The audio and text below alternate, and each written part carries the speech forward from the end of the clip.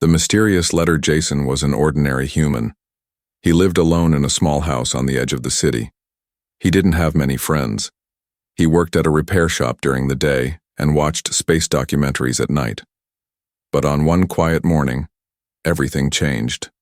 The sun had just started to rise when Jason opened his front door to get the mail. Bills, advertisements, and something strange. A letter. It was not like the others. It was glowing slightly, and the paper felt warm in his hand. He turned it over. No stamp, no return address. Curious, he opened it. The letter was written in alien script, but one line was clear, written in bold English. "You are now the heir of Commander Threx." Jason stared at it for a long moment. That name, Threx. It hit him like a bolt of lightning. Years ago, Jason had met Threx during a rescue mission in space. Threx was a soldier from the Galactic Union. He had saved Jason's life once during a mining accident on Mars.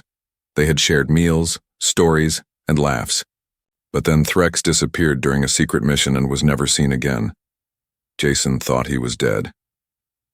Now this letter said he had inherited something from Threx. Jason turned the letter over and noticed a tiny chip attached to the paper. He slid it into his old communicator tablet. A hologram appeared. It was Threx. "Jason," the message began. "If you're seeing this, then I'm dead. I knew it would happen. I uncovered something dangerous, but I trust only you. I have left you everything, my home, my wealth, my secrets, and someone very important. Go to Station Z9, they'll explain everything."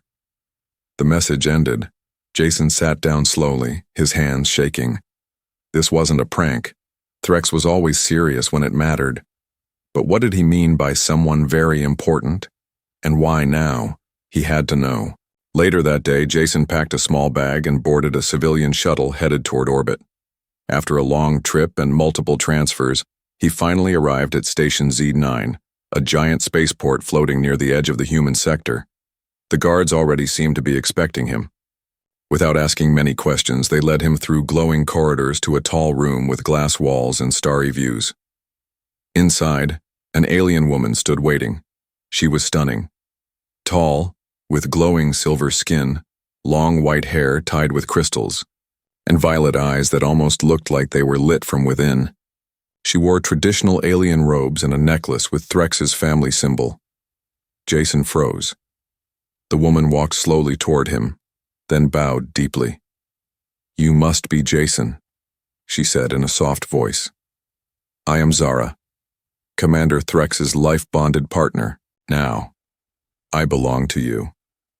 Jason blinked, confused. "I don't understand. What do you mean, belong to me?"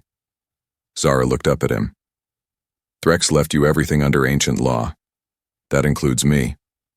Jason stepped back. "I didn't ask for that. I know," she said gently. "But I am not a prisoner.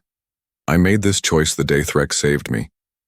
He told me you were good, that if anything happened to him, I should stay by your side." Before Jason could reply, a loud chime echoed through the room. A group of alien officials entered with a glowing orb. One of them spoke. "Jason Hayes, human citizen, you are now the legal heir of Commander Threx of the Varnock High Guard. By galactic code, you inherit all of his estate, assets, and bonded companion. Do you accept?" Jason felt like the whole galaxy was spinning. He looked at Zara. She stood silently, waiting. I accept," he said quietly. The orb flashed. The ceremony was complete. Later, in a private room aboard the station, Zara and Jason sat across from each other. Jason rubbed his forehead. "This is insane. I came from a repair shop. Now I own an alien mansion, a fortune. And you're saying people might come after me?" Zara nodded. "Threx had enemies, powerful ones. He hid something important. And now they'll come for you." Jason looked into her eyes. There was no fear in them, only calm strength. Why didn't he choose someone else? "Because you're not like other humans," Zara said. "You helped Threx when no one else would. He trusted you with everything." Jason stood and walked to the window. Outside, stars blinked like tiny eyes. He had just inherited a life he never expected, a fortune he didn't ask for, and a companion he barely knew. And yet, deep down, he felt something stir. Adventure, danger, and a destiny waiting just beyond the stars. The alien bride Jason woke up in a soft bed, far softer than anything on Earth. The air smelled like cool flowers and metal. Sunlight from 2 distant stars poured into the alien guest room, warming his skin. But it wasn't the twin suns or the strange paintings on the walls that made his heart race. It was the woman kneeling quietly beside his bed. Zara. She had changed her clothes. Now she wore light armor, beautiful and sharp, made of something that shimmered like glass and steel. Her silver hair was loose, flowing like silk around her shoulders. Her violet eyes looked directly into his. "You slept well," she said softly. Jason sat up slowly. "You didn't sleep?" "I don't need much rest. My duty is to serve you. You are now my bonded one." Jason rubbed his eyes. "About that, Zara, I don't want to own anyone." "I am not owned," she replied calmly. "I was Threx's chosen. When he died, I became yours, by my choice and by Varnock law." Jason stood up. "Look, I didn't ask for a wife or a servant or whatever this is. I just came to see what Threx left me." Zara didn't move. "Threx knew you would say that. He told me you were not like others. He believed you would not abuse this bond. He trusted you. I do too." Jason sighed. "Then what now? You're just going to follow me forever?" Zara looked down. "Only if you allow it. You can release me. But if you do, I will have nowhere to go. His enemies will find me quickly." Jason felt a chill. "Enemies? Why would they come after you?" Zara finally stood. "Because I know something they want. And now that you have inherited everything, they will come after you too." Later that day, Jason toured the mansion Threx had left behind on the alien moon. It wasn't just big. It was massive, with halls wide enough for alien beasts, high-tech walls that whispered when touched, and rooms filled with strange weapons and old secrets. Zara walked beside him, explaining everything. "This is the vault hall. The doors only open to Threx's bloodline, or to someone he named in his will." Jason touched the scanner. The vault door unlocked with a soft hiss. Inside were files, weapons, and a glowing cube, pulsing like a heartbeat. "What's that?" he asked. Zara bowed slightly. "That is the life binder. It holds memories, messages. It may contain the truth Threx died for." Jason reached toward it, but Zara stopped him. "Not yet. It's protected by DNA traps. If your blood isn't pure, it will kill you." Jason frowned. "So what now?" Zara looked at him. "First, we make sure you are safe. Then, we unlock the truth." That night, while the twin moons rose, Jason sat on the mansion's balcony, thinking. He looked over the garden, lit by glowing alien plants. Zara brought him tea, sweet, warm, and made from blue leaves. He took a sip. "You said they'll come after me. Who are they?" She hesitated, then sat beside him. "The High Shadows, a secret group inside the Galactic Union. Threx found out they were planning to wipe out humans. Quietly, slowly. He tried to stop them." Jason's eyes widened. "Why? Why humans?" Zara looked into the stars. "Because humans can't be controlled. Your minds fight back against psychic commands. Your DNA resists their tools. You're unpredictable, dangerous to their rule." Jason shook his head. "So Threx, he died protecting my people?" Zara nodded. "He believed in you, in humans, in you, Jason." Silence fell between them. After a long moment, Jason asked, "Do you miss him?" Zara looked at her hands. "Every day, but his last words to me were clear. If I fall, protect Jason, trust him, serve him if he will have you." Jason felt something tighten in his chest. He didn't want a servant. He didn't want a bride forced into duty. But he couldn't walk away either. Not now. Not after this. He looked at her. Zara, you don't have to bow to me. Just help me survive this. Help me figure out what Threx died for.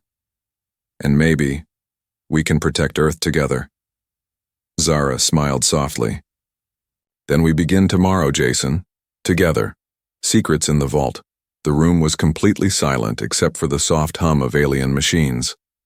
Jason stood inside the vault. The same vault Threx had built to protect his most important secrets. Cold air touched his skin, and the light inside flickered like a heartbeat. It didn't feel like a room. It felt like a warning. Beside him, Zara held a scanning device. Her face was calm, but her eyes stayed sharp, like she expected something to jump out of the shadows. Are you sure we're ready? Jason asked. Zara looked at him. Once we open the memory cube, there's no going back. If Threx stored something dangerous, someone may already be looking for it. Jason gave a small nod. Then let's do it. He stepped forward, placed his palm on the glowing cube, and waited. A red light scanned his body. Then a soft voice spoke. DNA match confirmed. Welcome, Jason Hayes. Access granted. The cube unfolded like a blooming flower, and a projection appeared in the air, an image of Threx. But this time Threx looked different. His eyes were tired, his armor was cracked, and his voice was filled with urgency. If you're seeing this, then I failed. I was too late. Jason held his breath. Threx continued. I discovered a secret buried deep inside the Galactic Union. The High Shadows. They're planning to erase the human species. Slowly. Quietly. They are afraid of Earth. Afraid of what you can become. Jason took a step forward. Why? We're not a threat. The recording continued. Your DNA is too strong. Your minds resist control. They can't dominate you like they do with other races. That's why they've labeled your kind as a galactic wildcard. Unpredictable. Too dangerous to leave alone. Jason's stomach tightened. Threx's voice dropped. They've already started. Human colonies on the edge of known space are disappearing. Official reports blame accidents. Lies. I gathered proof and hid it. Inside my life binder. Jason turned to Zara. That's this thing, right? She nodded. Yes, but there's more. The recording shifted. Now it showed dark images. Alien ships firing on unarmed human freighters, psychic attacks on human children, secret meetings between powerful alien leaders. Jason couldn't believe his eyes. This can't be real. It is, Zara said. I've seen some of this with my own eyes. Threx told me everything before he vanished. Jason clenched his fists. Why didn't anyone say anything? Why didn't Earth know? Because someone on Earth is helping them, Zara said quietly. Jason froze. You mean traitors? Zara nodded. There are humans working for the High Shadows, paid, threatened, or controlled. That's how the Union keeps things quiet. Jason stepped back, breathing hard. His heart pounded in his chest. He had come here to claim an inheritance, but now he held the key to a conspiracy that could destroy Earth. Later, in the mansion's old control room, Jason and Zara sat at a circular table. Alien holograms floated, around them showing maps, names, secret files, everything Threx had saved. Jason felt like he was staring into the heart of a beast. Look at this, he said, pointing to one glowing name. That's the same ambassador who visited Earth last year. She's listed here as part of the Shadow Command. Zara leaned in. Then Earth is in more danger than we thought. Jason shook his head. No one will believe me. I'm just a mechanic. I'm not a soldier. I'm not a hero. You don't need to be, Zara said firmly. You just need to act. The Shadows don't expect a human like you to fight back. That gives us the advantage. Jason looked at her. You mean us, you're staying? Zara met his eyes. Threx didn't just leave me to serve you. He trusted me to protect you, and I will. Jason felt something strange inside. Not fear, not anger, purpose. He stood up. Then we use what Threx left, all of it. We warn Earth. We expose the High Shadows. We hit back. Zara smiled for the first time in days. Now you sound like him. As the stars glowed outside the window, Jason looked down at the files in front of him. He wasn't just a repairman anymore. He was the last light of a fallen soldier. And now, the galaxy would hear his voice. Attack on the mansion. The night sky. Above the alien moon was quiet. Too quiet. Jason sat alone in the control room of Threx's mansion watching surveillance screens. He had spent the last few hours scanning files, names, and maps Threx had left behind. Each secret revealed made the situation worse. He rubbed his tired eyes, then froze. One of the outside cameras blinked, then another. Then all of them went black. The mansion lights flickered. A warning siren began to hum low like a beast growling in the dark. Jason jumped up. Zara! She was already there. She rushed into the room, wearing sleek black armor. A blade was strapped to her leg, and her eyes burned like fire. They're here, she said. Jason's heart dropped. Who? Assassins, Zara replied. The shadows found us. They moved quickly through the mansion, Zara in front, Jason close behind. Alien lights blinked red along the walls, signaling a breach. How many? Jason asked. Zara didn't turn her head. Too many. Great, he muttered. I don't even have a weapon. Zara stopped suddenly and slammed her palm against a hidden panel in the wall. A compartment opened. Inside were 2 sleek energy rifles and a strange pistol made for human hands. Threx had prepared for this. Jason took the pistol. It felt heavy and cold, but oddly right in his grip. Zara handed him a shield band. Stay close to me. If we split, they'll kill you first. Comforting, he said, trying to smile. Then the glass wall behind them shattered. 3 shadowy figures leapt into the hall, tall, fast, and wearing armor that absorbed the light. Their movements were too smooth, too quiet. Zara didn't hesitate. She darted forward, blades flashing. The first assassin lunged, but she twisted, sliced upward, and dropped him in a single motion. The second fired a stun dart. Jason ducked behind a wall just in time. Zara fought with precision and fury, her silver hair glowing like a comet trail in the air. Jason fired his weapon once, then twice. One blast hit a wall, the second hit an enemy's shoulder. The alien hissed and vanished in a puff of smoke. They're not just assassins, Zara shouted. They're cloakers. They can vanish. Are you serious? Jason ducked again. Another wall exploded. Smoke filled the hallway. Red lights flashed. Sirens screamed. Zara grabbed Jason's arm. We're falling back. To the vault. They ran through the smoke, turning down sharp corners and dark halls. Behind them, the shadows followed. Inside the vault, Zara slammed the door shut and activated 5 different locks. Jason gasped for breath. They really want me dead, huh? Zara paced the room. You hold the last living copy of Threx's data. Without it, they lose control. Killing you is their only goal. Jason swallowed hard. Can we fight them off? Zara looked down. Not for long. Just then, something strange happened. The life binder, Threx's memory cube, started to pulse again. Jason stepped closer. What's it doing? A voice echoed from the cube. Final defense protocol activated. Deploying Guardian AI. From the walls, hidden panels opened. A glowing sphere rose into the air. It projected a figure, an armored version of Threx himself. Jason stared. Is that him? No, Zara said. It's his AI copy, a last line of defense. The AI Threx turned toward Jason. You are under attack, defense mode initiated. A deep hum filled the vault. Outside, the mansion shook. Then, silence. Minutes passed like hours.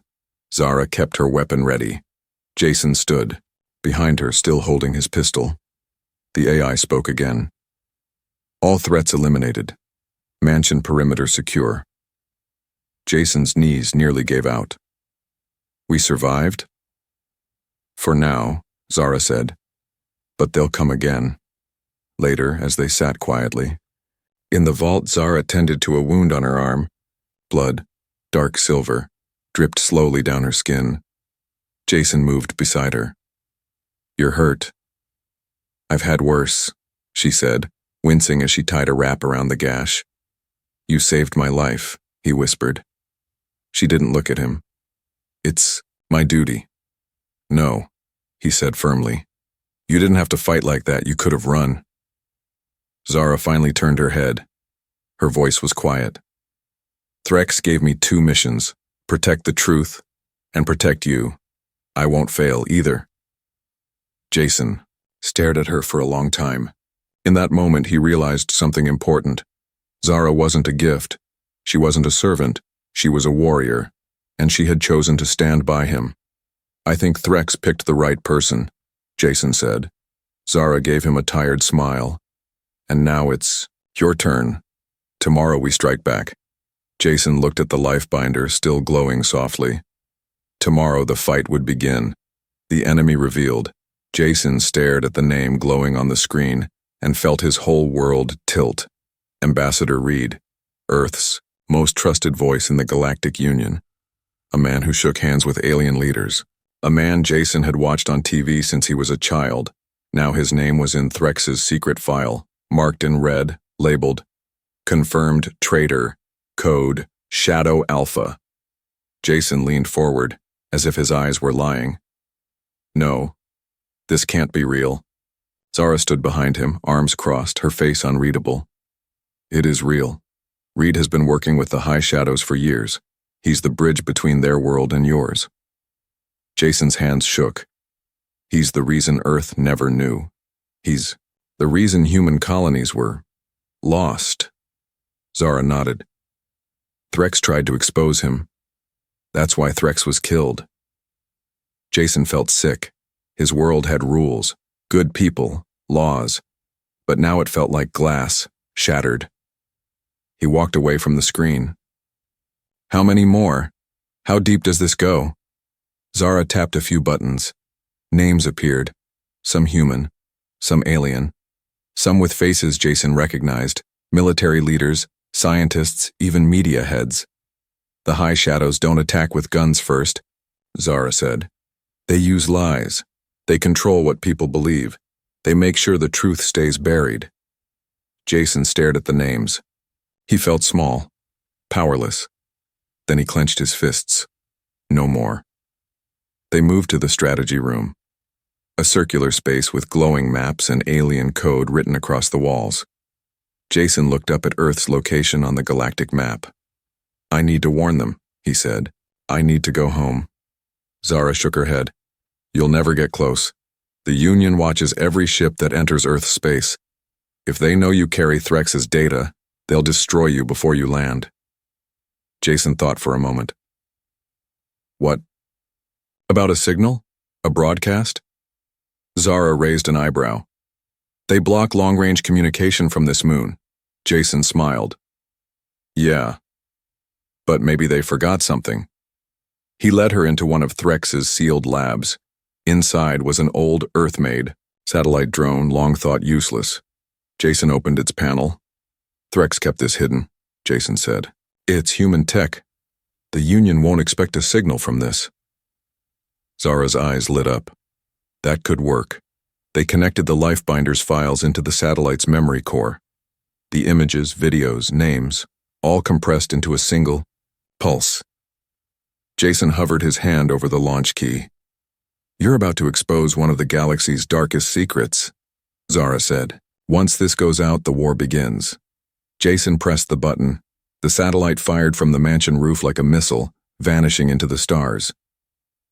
Hours later, alarms rang across the mansion again, but this time, not from danger. A message was coming in. Jason and Zara ran to the command room. The screen blinked with blue light. "Incoming transmission. Origin, Earth, secure line." Jason opened it. A face appeared. Female. Middle-aged.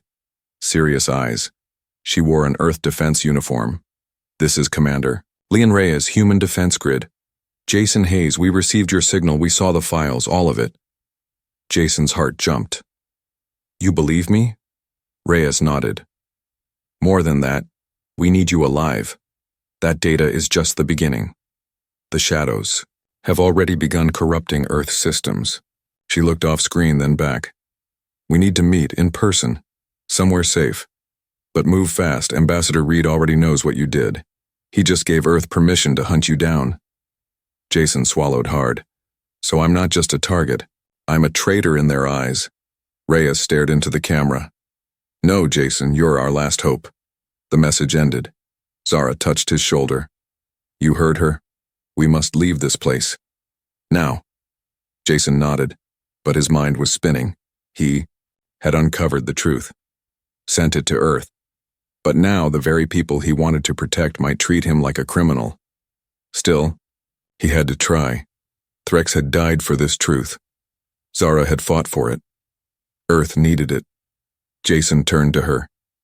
Then we fly tonight. As they prepared their escape, Jason stood one last time at the vault's entrance. He looked around. The mansion Threx had built, the secrets it held, the memories left behind. Thank you, old friend, he whispered. I won't waste what you gave me. Zara stood by the ship, armor on, weapons loaded. As the hatch opened, Jason felt the weight of the galaxy pressing down on him. But he also felt something stronger growing inside. Courage. This wasn't just about inheritance anymore. It was about justice, and war was coming. Return to Earth, but not alone. The ship entered Earth's orbit under a false ID code. Jason watched the planet grow larger on the screen. Green lands, blue oceans, clouds swirling like art. Home. But it didn't feel the same anymore. Not after what he knew. Zara stood beside him in full armor. Her gaze stayed fixed on the radar. Her body was tense, ready for battle. We'll reach the surface in 5 minutes, she said.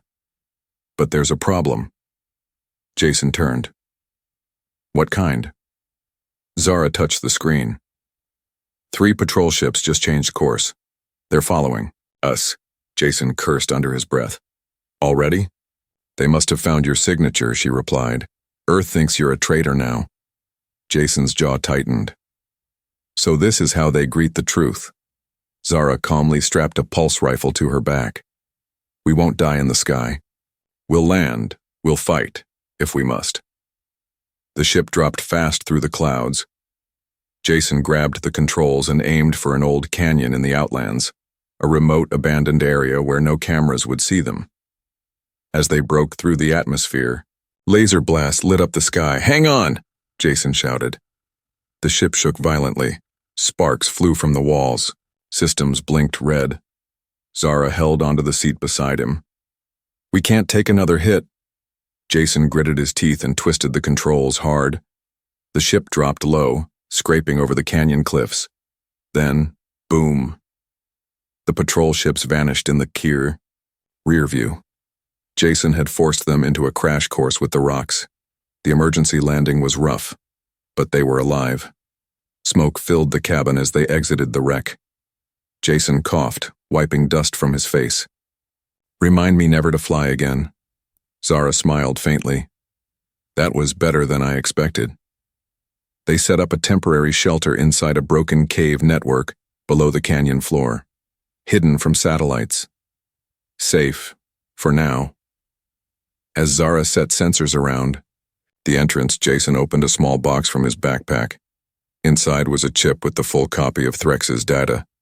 He stared at it in silence. All this, and people still want me dead. Zara knelt beside him. Truth is dangerous. That's why only the brave carry it. Jason looked at her. Am I brave or just stupid? She smiled gently. You're still alive. That's something. The next day, a coded signal reached their shelter. It was Commander Reyes. Jason, she said, her voice low. I've arranged a meeting. Secret. Only you and Zara. 1 hour from now. Come alone. Coordinates attached.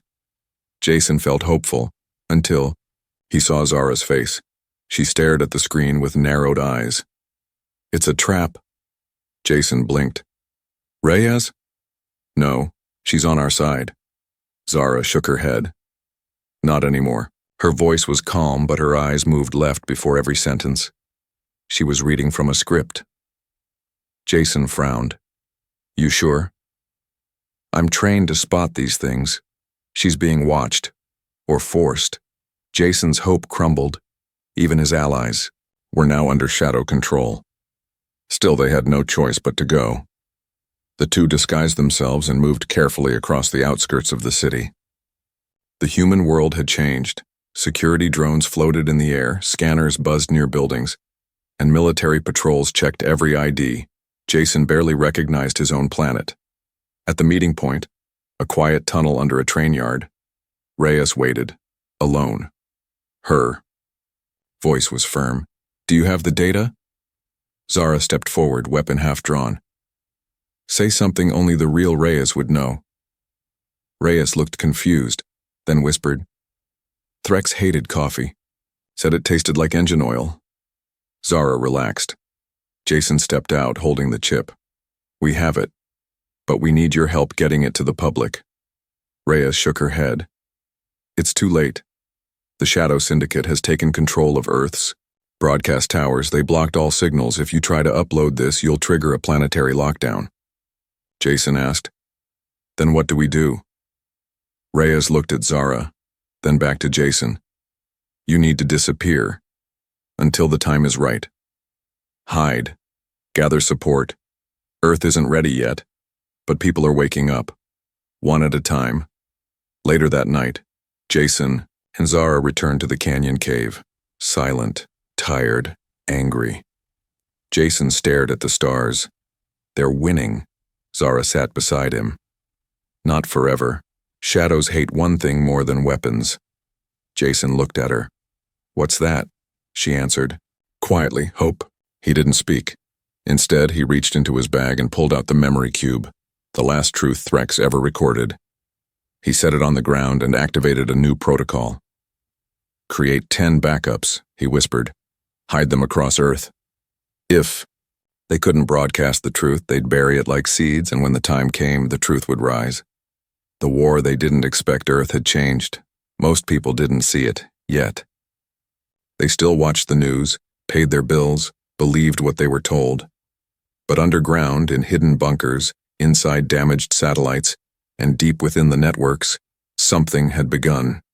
The truth was growing, piece by piece, file by file.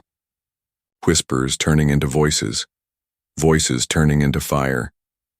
And at the center of it all was a human who never asked for any of this. Jason Hayes. He stood at the edge of a canyon cliff, now filled with makeshift buildings, weapons crates, and hidden generators. This was Haven, a secret base built with help from rogue soldiers, human rebels, and even alien defectors who believed in freedom. Behind him, Zara stepped forward, her long coat moving with the wind. Her face was calm, but her fingers rested, near the hilt of her blade, always ready. We've waited long enough, she said. Jason nodded. Then today, we fight back.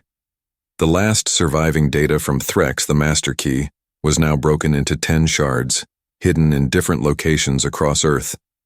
Each shard had to be activated together to send a galaxy-wide burst that couldn't be blocked or erased. It would expose everything. The High Shadows plan to erase humans. The names of traitors on Earth. Every massacre they blamed on accidents. Every colony they silenced. But there was a cost. Once the activation began, Earth would go into lockdown. The Union fleet would descend within hours. Jason didn't care anymore. This isn't about surviving, he said to his team. It's about choosing how we're remembered. As cowards, or as the ones who woke the galaxy up. The first shard was hidden in an abandoned satellite station in New Alaska. Jason, Zara, and 2 rebel fighters, Coda and Driss, flew in cloaked skimmers through a blizzard. But the shadows were waiting. Explosions tore across the snow. Drones swooped down. Laser fire lit the sky red. Zara leapt into battle like a storm. She cut down the first drone midair, then turned and shielded Jason as he rushed to the access panel. I need 40 seconds, Jason shouted. You have 30, Zara replied, spinning and slicing through another shadow agent. Blood sprayed the snow. Jason's fingers flew across the console, One final code. A flash. Shard 1, activated. The rebels fell back and blasted into the clouds, the facility collapsing behind them. Jason didn't smile. This was just the beginning. One by one, across cities and wastelands, deserts and oceans, the other shards lit up like sparks in the dark. With each activation, more people joined their side. Alien scientists who had seen too much, human soldiers tired of following liars, civilians who had lost families in accidents that made no sense. Jason became a ghost story among the elite. The human Threx trusted. The one with the proof. The man who broke the system. But Jason didn't care about fame. He only cared about finishing what Threx started. It was buried under Earth, Sold spaceport, now controlled by the Galactic Union and guarded by traitor forces led by one man, Ambassador Reed. Jason and Zara entered through a sewer tunnel, dressed in Union uniforms. Every step was a risk. One scan could expose them. Inside, the central chamber, a golden disc glowed in the floor, the final shard, the last key, and beside it stood Reed, older, colder, surrounded by guards. He turned slowly. "You made it." Jason stepped forward. "You killed Threx. You lied to the world." Reed sighed. "I gave the world peace. Do you know how dangerous you humans really are? You would burn everything just to prove a point." Jason raised his weapon. "Maybe, but at least we do it with our eyes open." Reed smirked. "And what will truth bring you? War? Death? Slavery under new rulers?" Zara spoke next. "No, it brings us choice." Then she threw a flash grenade. In seconds, everything exploded. Guards shouted. Jason dove for the disc. He pressed the chip into the slot. Shard 10 of 10 activated, across Earth and through every Union relay. The truth broke free. Images flashed across millions of screens. Children stopped to stare. Soldiers dropped their weapons. Civilians screamed. Alien leaders stood frozen. Threx's voice echoed again and again. "This is the truth they buried, the reason I died, the reason they fear you."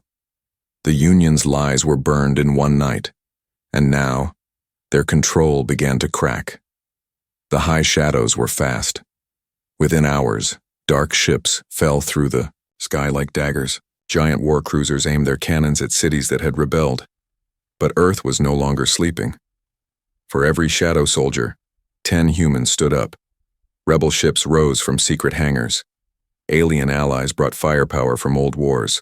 Farmers picked up rifles. Hackers crashed systems. Scientists activated old weapons thought long forgotten.